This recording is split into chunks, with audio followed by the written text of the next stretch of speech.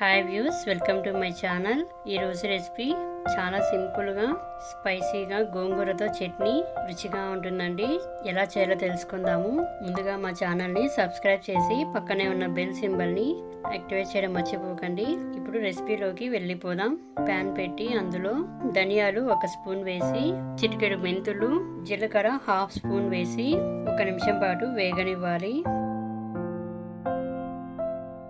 ఇప్పుడు 1 spoon oil వేయండి. మరో 1 నిమిషం పాటు బాగా వేగించుకోవాలి. ఇప్పుడు 1 స్పూన్ నల్ల నువ్వులు వేసి మరో 1 నిమిషం పాటు వేగనివ్వాలి. ఇప్పుడు మీకు స్పైసీ తగ్గట్టుగా ఎండుమిర్చి వేసుకోండి. 20 అలా ఎండుమిర్చి వేసి మరో 2 నిమిషాల పాటు బాగా వేగనివ్వాలి. ఇలా మంచి ఘాటు వచ్చేదాకా వేగించుకున్నాక పక్కన పెట్టుకోండి. చల్లారాక మిక్సర్లో వేసుకొని అందులో తగినంత ఉప్పు వేసుకోండి. చల్లారాక మెత్తగా కాకుండా కొంచెం బరుకుగా గ్రైండ్ చేసుకోవాలి.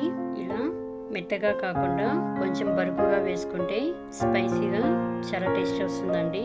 ఈ పొడిని పక్కన పెట్టుకోవాలి. అదే ప్యాన్లో 1 స్పూన్ నూనె వేసి అందులో గోంగూర 1 కట్ట ఆకులుగా వేసుకోవాలి. మీకు ఈ రెసిపీ నచ్చితే లైక్ చేసి మీ ఫ్రెండ్స్కి కూడా షేర్ చేయండి. ఇలా బాగా 10 నిమిషాల వరకు లో ఫ్లేమ్లోనే మగ్గించుకోవాలండి. ఇది టైం టేకింగ్ అండి.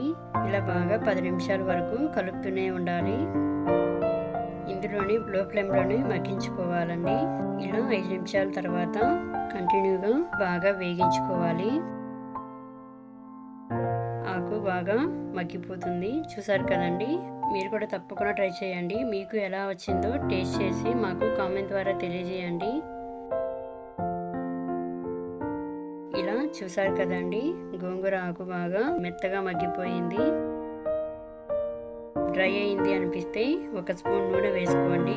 మరో 1 నిమిషం పాటు బాగా వేగించుకోండి.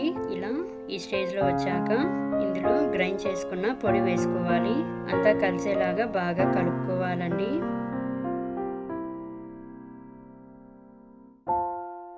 ఇప్పుడు డ్రై అయింది అనిపిస్తే 1 స్పూన్ నూనె వేసుకోండి. మరో 2 నిమిషాల పాటు బాగా వేగించుకోండి. ఇది 1 వారం పాటు కూడా నిల్వ ఉంటుంది. అంతే వ్యూస్, స్పైసీ గోంగూరతో పచ్చడి రెడీ అయ్యింది. చూసారు కదండి. తప్పకుండా మీరు కూడా ఇలా ట్రై చేయండి. మీకు నచ్చితే లైక్ చేసి మీ ఫ్రెండ్స్ కూడా షేర్ చేయండి. మీకు ఎలా వచ్చిందో టేస్ట్ చేసి మాకు కామెంట్ ద్వారా తెలియజేయండి. మీకు ఎలాంటి రెసిపీస్ కావాలో కూడా మాకు తెలియజేయాలని కోరుకుంటున్నాను. Thank you for watching. నమస్తే.